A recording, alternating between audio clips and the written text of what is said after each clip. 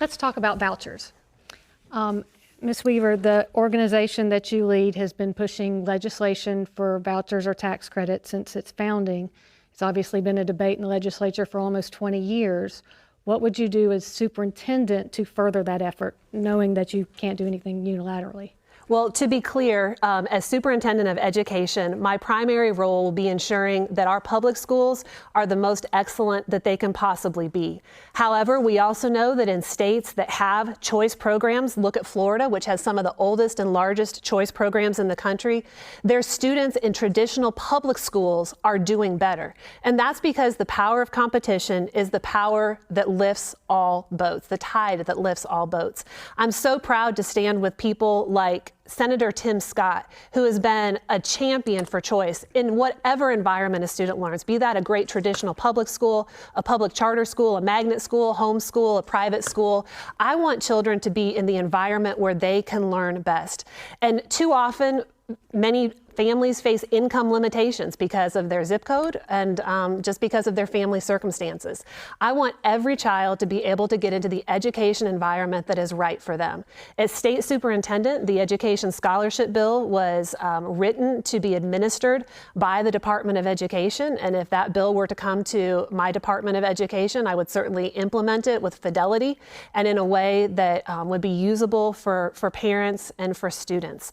I think that choice is truly, as Condi Rice says, the great civil rights issue of our time, and I'm an unapologetic defender of the rights of parents to make the best education decision for their child, whatever their income level or zip code. To you more specifically, I don't think there's any question that you oppose vouchers. Is there any school choice that you back? And what would you do as superintendent to perhaps work to defeat choice proposals? Absolutely. The reality is that we already have school choice. We have it in the sense that we have multiple opportunities for students to choose different schools within their district. We have a strong public charter system. And then, of course, there's private schools and homeschools and all that. So people already have school choice. When we talk about vouchers and tax credits, the concern that I continue to have is that there's a lack of transparency and accountability. So when you're talking about moving public dollars into the hands of private citizens or schools, you're talking about losing that accountability and transparency. The reality is that if you are not a public school in South Carolina, you can choose who comes through your doors. And that, when the superintendent of education is tasked with educating all students in South Carolina, we need to make sure that we are protecting our public schools and using all the available funds that we have.